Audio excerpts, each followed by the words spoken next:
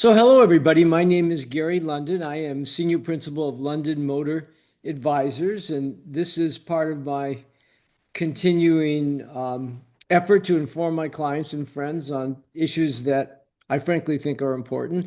And I have as my guest today my longtime friend and mentor, Alan Nevin, who has done a couple of interesting things in the population and demographic world. So, Alan, it's good to see you. Why don't you tell everybody a little bit about yourself and your history?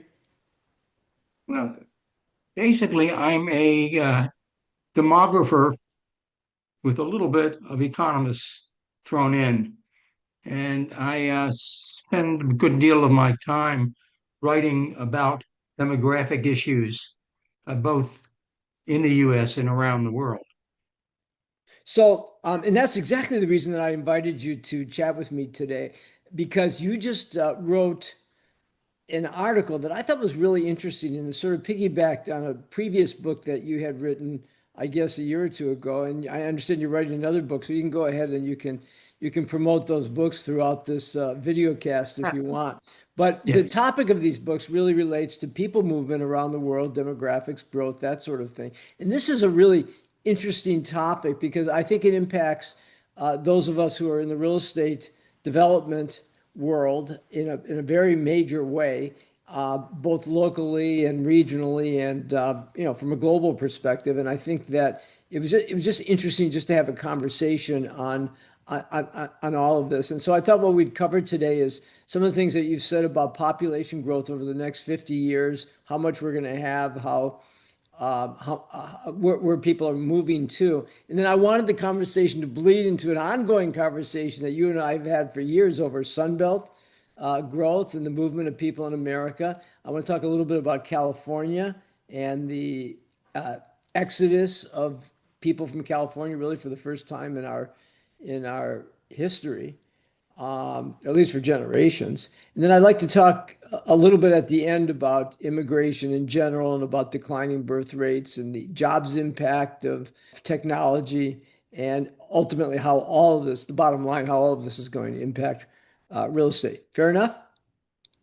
The good thing is that the United Nations and the Census Bureau put out remarkably detailed information projecting outwards for another 50 or 75 years.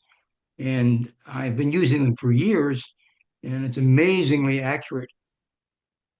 Well, and that's kind of a really good point to start because let me just let me just lay it on the line.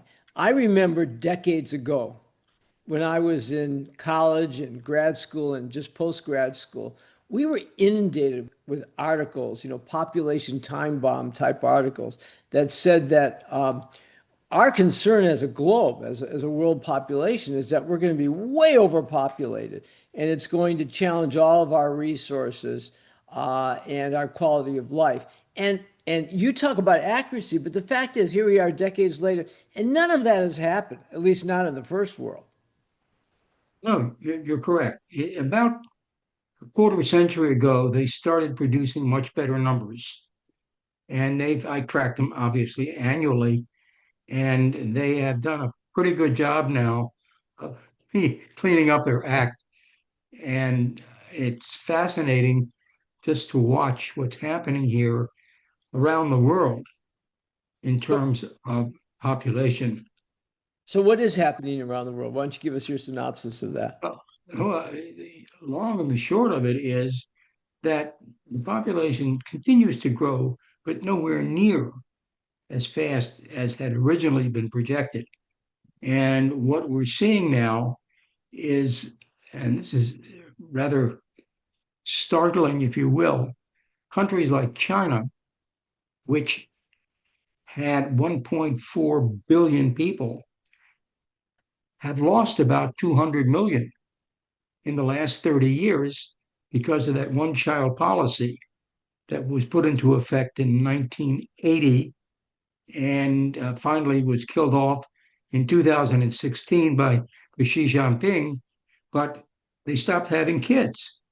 And it's somewhat amazing to see the decline. in household formations in China.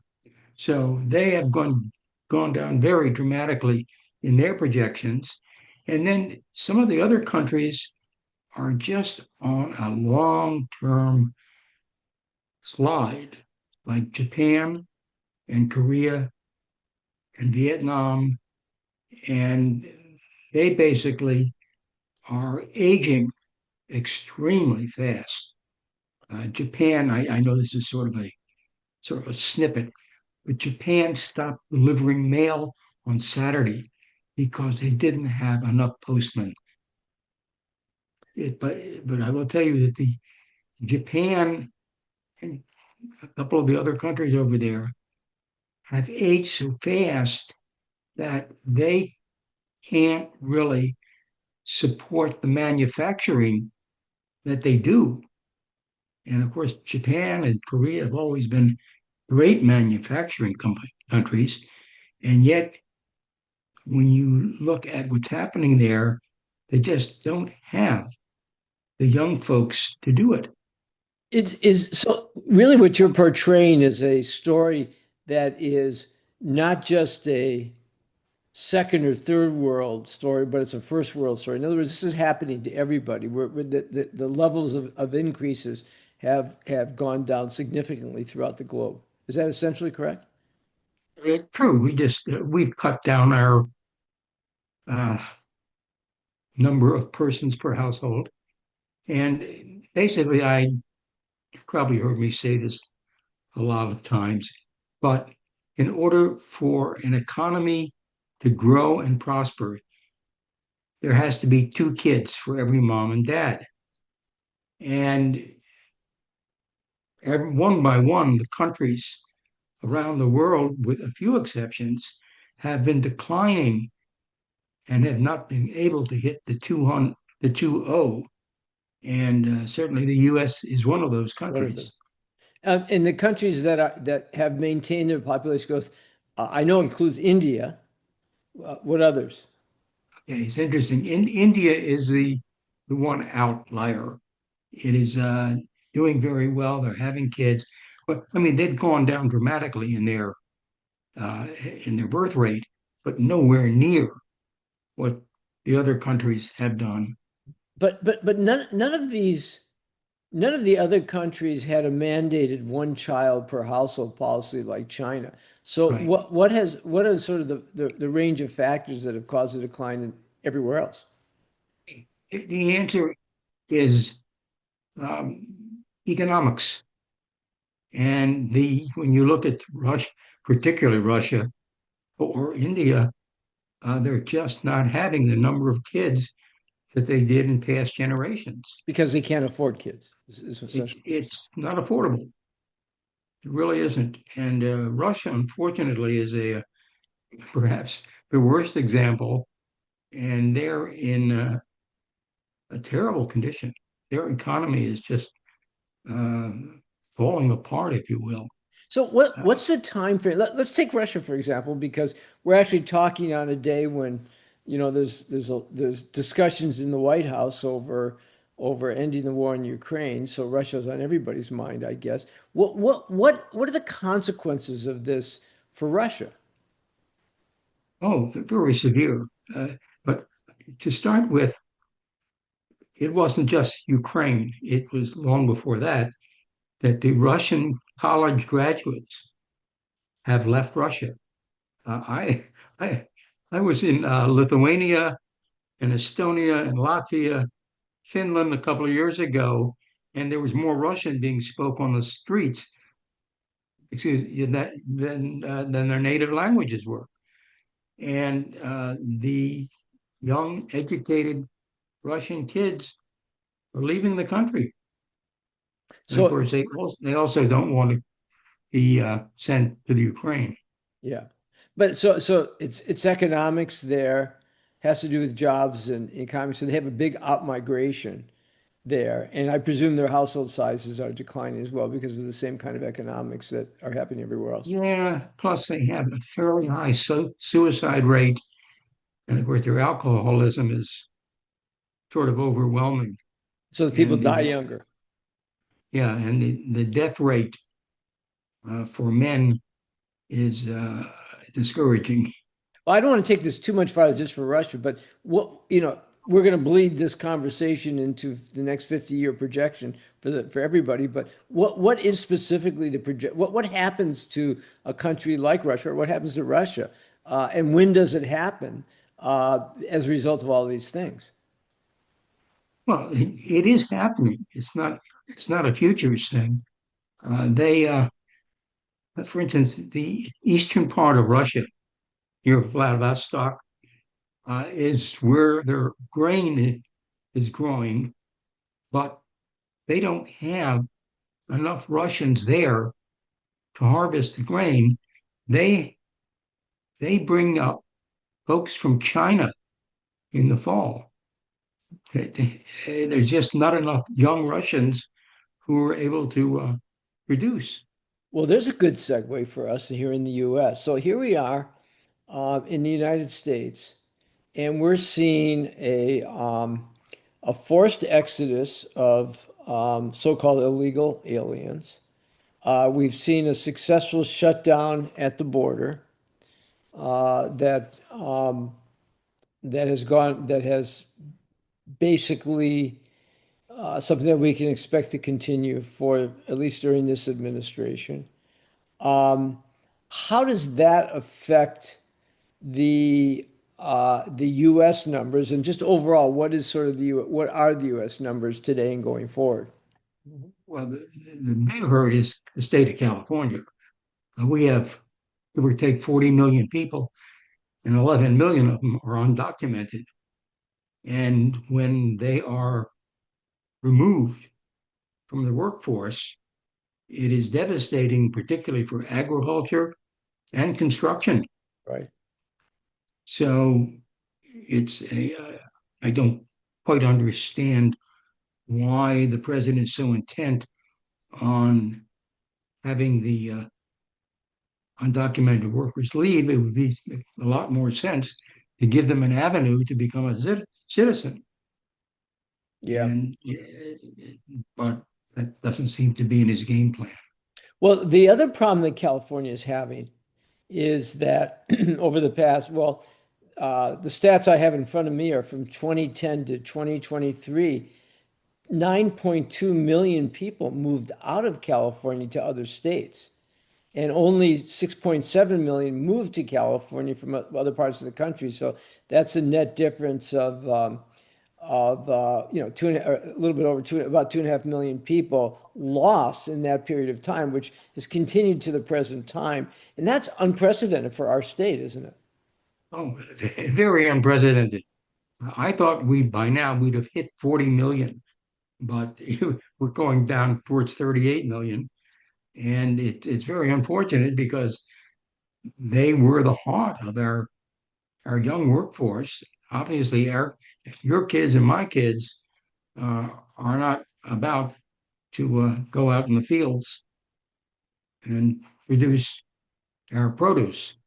And of course, it has an amazing effect on our gross state product, which has been really devastated by the loss of the undocumented. Well, I mean, it affects a lot of industries, other industries as well. Obviously, it affects the tourism industry, hotels and restaurant workers. You mentioned the construction industry, which has a very significant amount of immigrant workers. Over 15% of their workforce is that, if not a lot more. And it's sort of an across the board problem. And I guess the question is, can I guess there's two ways to cure it. One is to bring people back in, either from other countries or other states into California, or I guess maybe technology is supposed to play a role here. But while I guess there are machines now that can pick crops and substitute for some people in the agricultural sector. It's going to be pretty hard for technology to substitute for people washing dishes, for instance, or making beds or those kinds of things. right. Now, there's a second part of it, and that is the college educated folks who are coming here not undocumented, but coming in under specific federal programs that allow them to work here for several years. And about half of all of those millions that come in here have at least a bachelor's degree. And we in California, of course, benefit tremendously from that. When you look at I mean, it's sort of an amazing statistic. When you look at the percent of homes that are owned by people who were not born in this country, in San Diego County, 25% of all the homes are owned by folks who weren't born here. San Jose, 45% weren't born here, but they're working in the high tech industries, earning big money, and they're legal Well, for a while.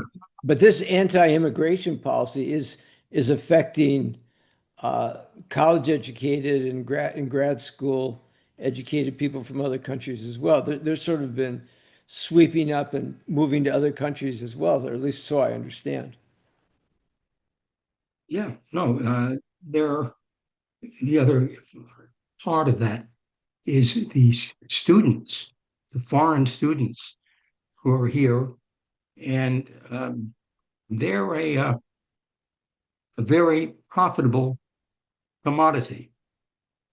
And when you look at the tuition at the UC schools, and you look at what the foreign students pay, it's almost double what the local folks had paid. So the states all around, the schools all around the country are benefiting tremendously by having these foreign kids. And if the number serves me correctly, I think they're allowed to stay here 3 years after graduation. Yeah.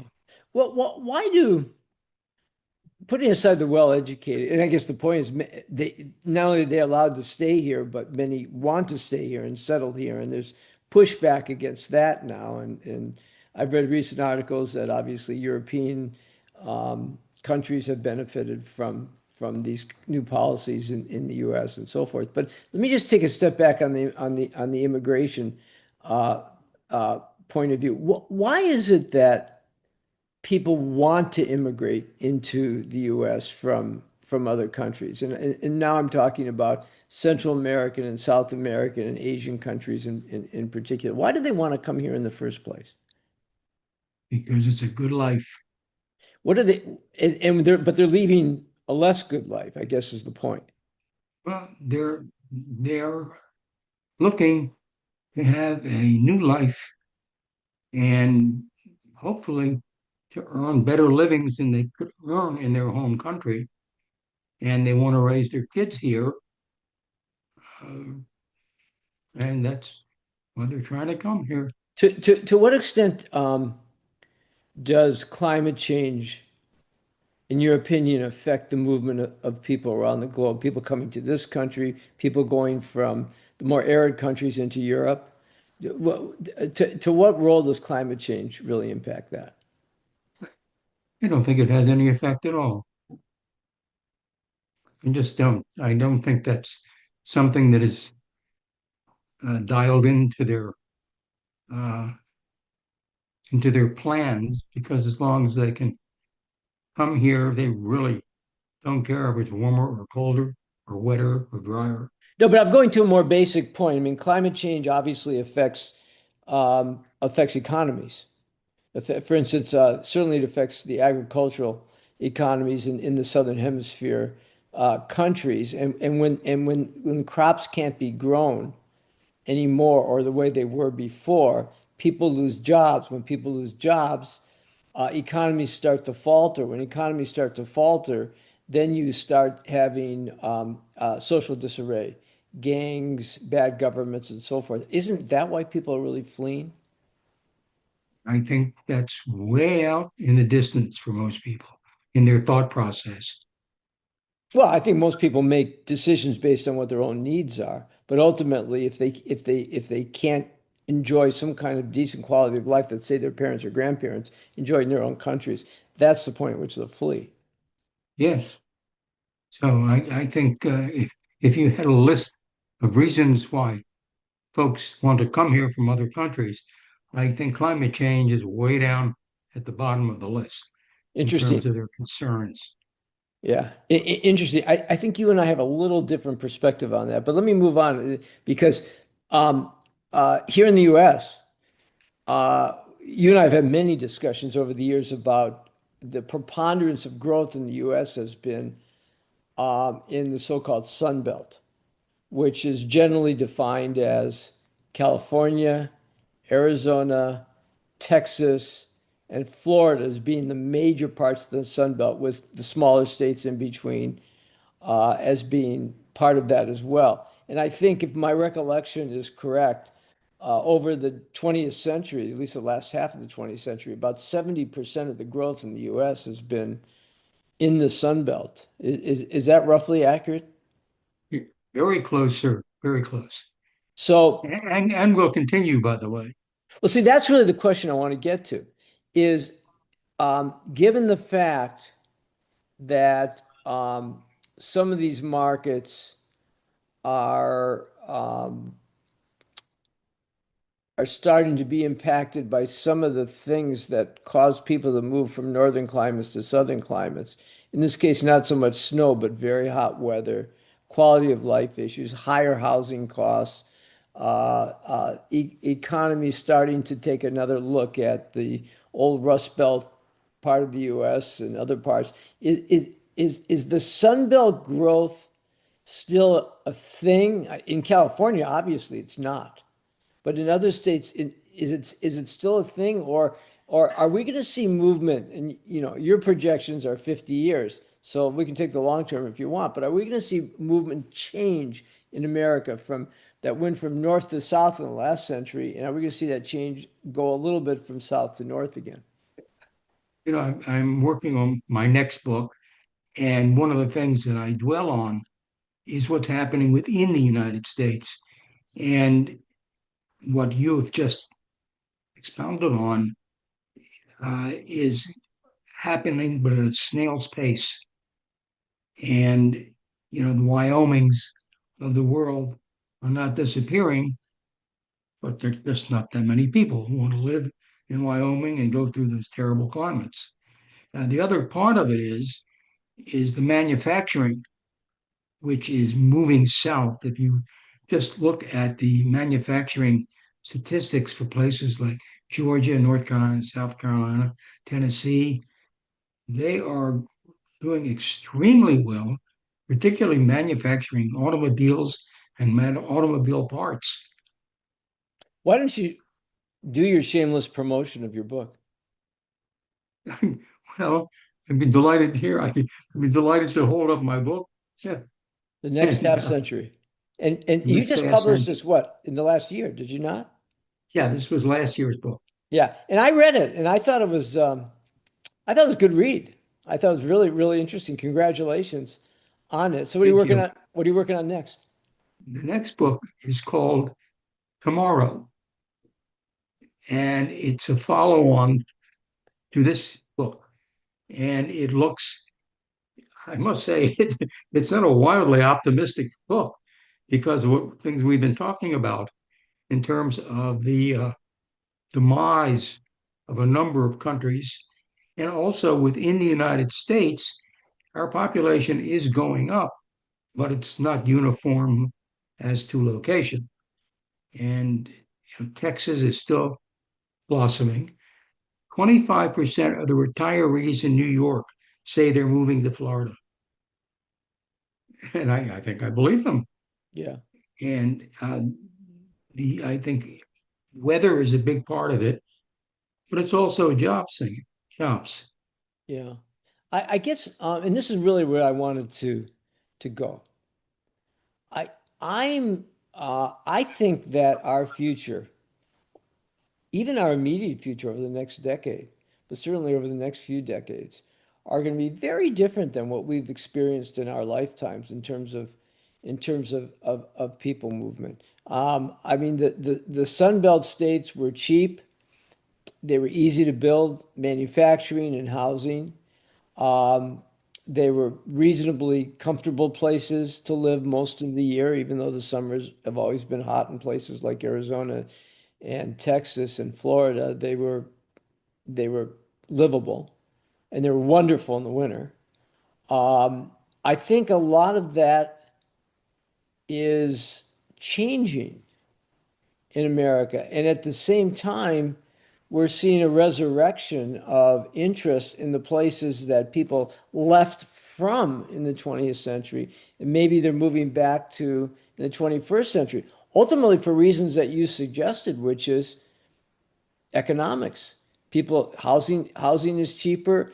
Um, uh, uh, People will put up with snow if it's in the winter, if it's not so egregiously hot in the summer, although you can't say that for a lot of these places.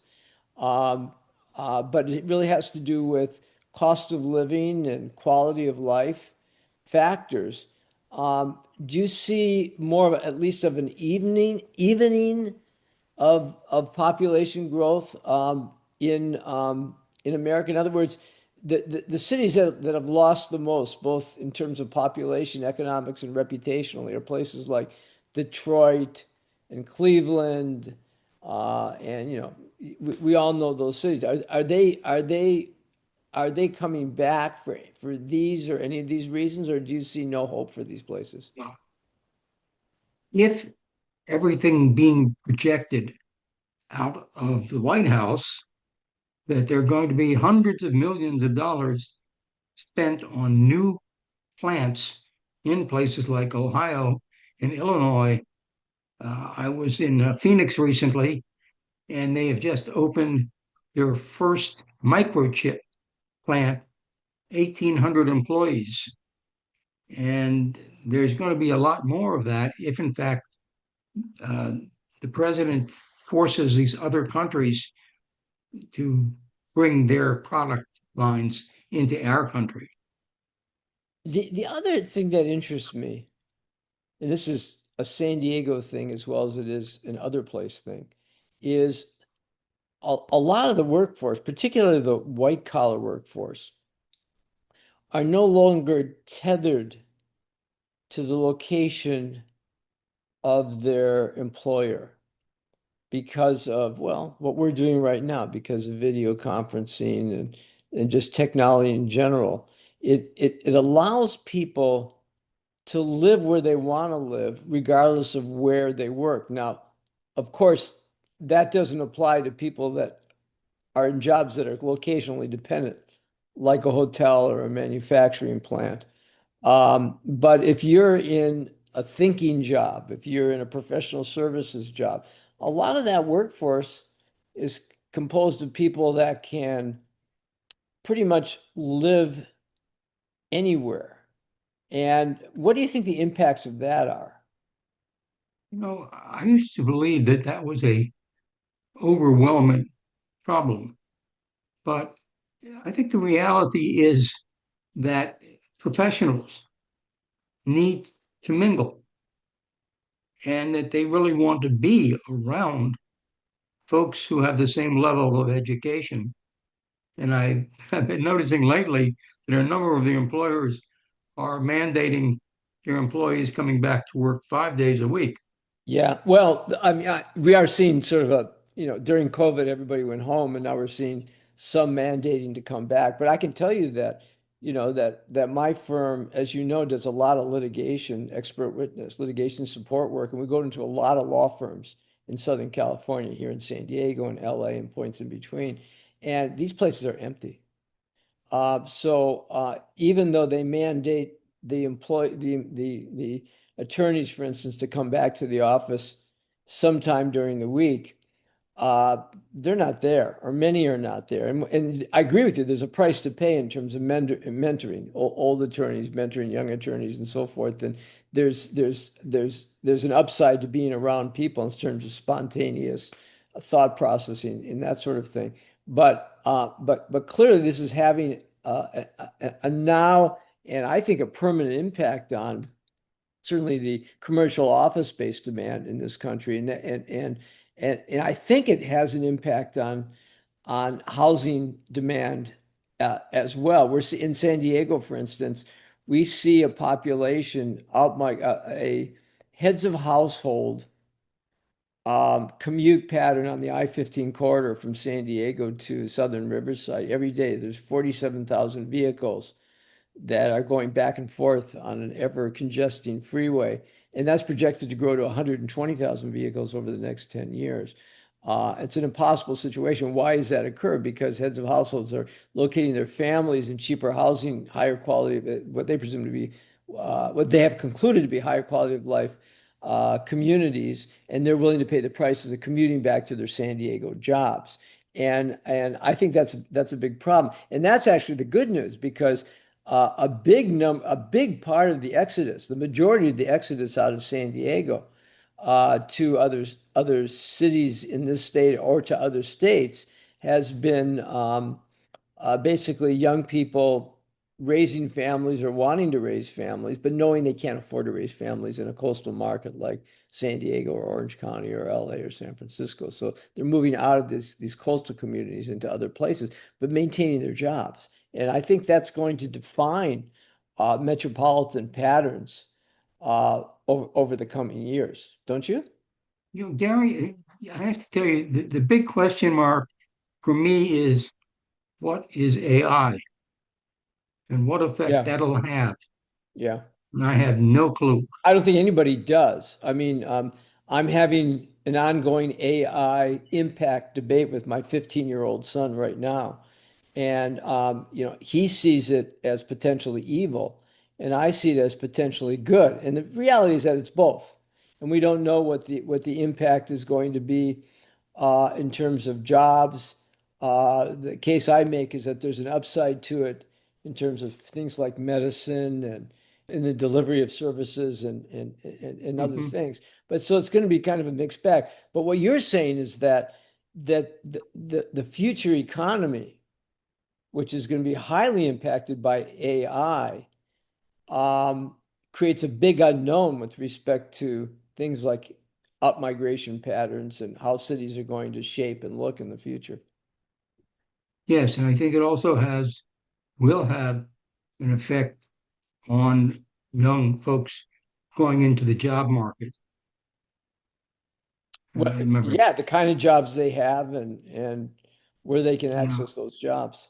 yeah. I had lunch with a UC San Diego professor of real estate recently, and he says his entire real estate course includes the AI and teaches it how to use it for analysis purposes. And I didn't know it was that pervasive. Yeah, I use it. I mean I use it a fair amount not just to ask questions to get knowledge, but to build things like tables and charts and presentations, that sort of thing. It's incredibly useful and creates lots of efficiencies, which ultimately translate, I guess, into changing jobs, if not loss of jobs going forward. These are all things that we're going to have to tackle, uh, over the coming years. So let me just finish this conversation by talking about the impact of population growth, of changes in where people live or where they want to live, of the aging, declining birth rates, all these themes that we've been talking about today. How does that impact the real estate markets? The reality is that San Diego remains fairly solid from that standpoint, but the reality is that we're not producing enough for sale housing for young people. Yeah. And I think you pointed out the traffic in the morning from Riverside is devastating. I will tell you, my daughter is a nurse at Sharp on the 163, and she has a whole cadre of fellow nurses who commute an hour and a half from Riverside County in the morning. And until we can figure out how to manufacture affordable sale housing, we will continue to have an outgrowth, an outflow.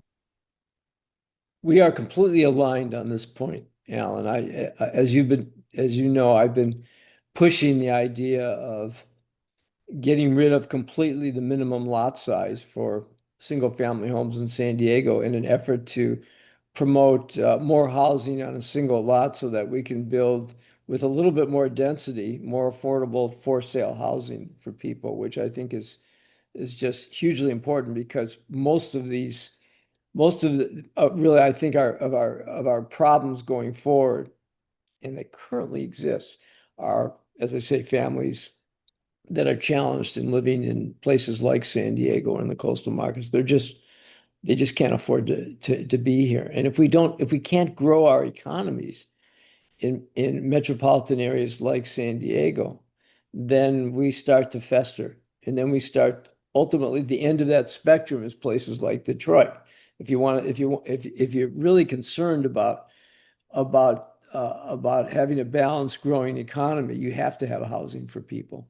And you have to do it in a private sector way. The government cannot produce this kind of housing. Now, for many years, I was in the business of doing conversions of apartments to condominiums. Right.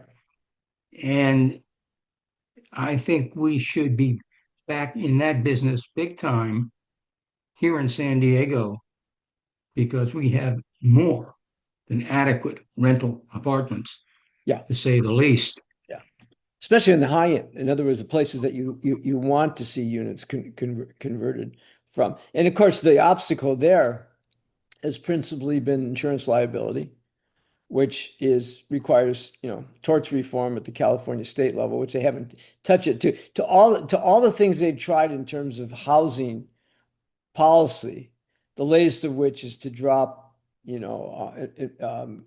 sequel requirements and coastal requirements on infill housing. They've completely ignored the front end of the housing delivery system for sale housing, which is the conversion of apartments to condos or just the development of condos new. We just haven't seen any of that.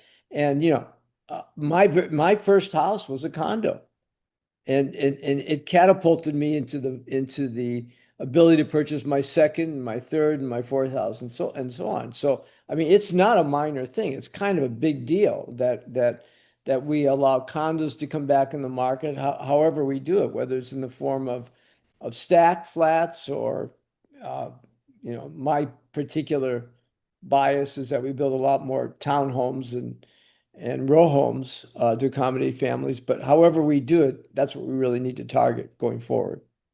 Gary, I need to reiterate what you had said about the litigation. And we in California have a 10-year statute of liability, whereas most states have 4 or 5 or none. And until we dramatically change that, we will not be able to do either conversions or condominiums brand new. Right. And Yeah, I think I, is there anything we haven't talked about today that matters? we've covered a lot of territory, I must say. But I will also say that if you have to be anywhere in the United States, San Diego is still the place. Yeah, it's an interesting thing. I was asked not too long ago if I could live anywhere else by choice, where would I live? And the truth is, I wouldn't live anywhere else. I mean, this is where I want to be. And I realize that we have a privileged life here relative to most other life places around the world. But ultimately, this is what drives people to places like San Diego. And despite the issues that we have, I think that, in fact, I got this from you a few years ago. I think you had done a study in downtown San Diego, and you concluded that somewhere around half of the owned condominium units in downtown were owned by people who actually didn't live in those units That full time. statistic, that statistic remains true today. And so people are buying, the point is people are buying real estate, but Right. here, but they're not living here full time. So they're either doing it as an investment or as a fallback strategy or as a second primary home or a second home, but they're investing in this market. And I think the same can be true if you go to play, high-end markets like, for instance, La Jolla. If you take a walk or a bike ride uh, uh, in La Jolla, you'll see a huge number of housing units that are just not occupied, which suggests to me, again, that people are investing in this community, um, and those that are occupied, a lot of them are affluent foreigners. So I think that what is happening is San Diego, and obviously some other places as well, are benefiting from uncertainty of economies around the world, from climate change, because we're kind of in the climate change Goldilocks zone here. We're not as impacted as even other parts of the U.S. where we're experiencing coastal water rising, tornadoes, hurricanes, heat. All those things really haven't really impacted um, coastal San Diego like they have other places. So I think that's a big attractor for this metropolitan area going forward. Yeah, although I must admit, I have a number of friends who tell me they're moving Portugal, that Yeah, they're going on the coast of Lisbon, and the coast of Lisbon is not that far removed aesthetically from La Jolla, and the prices are very reasonable. yeah. Well, I've been there, but even that nation in that part of that nation are frankly second world compared to here, or even compared to other parts of Europe. Like if you go from Spain to Portugal, you're in a whole different environment. It's not really the same. So it may be cheaper and the climate may be good, but overall, the quality of life here is really far superior, I think. Yes, no doubt. So So I think both of us will continue to raise our families here in San Diego. you got it. So Alan, it's been a pleasure talking with you. I wish you lots of luck on your next book. I'm kind of jealous that you get to spend the last third of your life writing books. I wish I had the luxury to do the same. And they're good books, and I recommend them to everybody. Good. Thank you.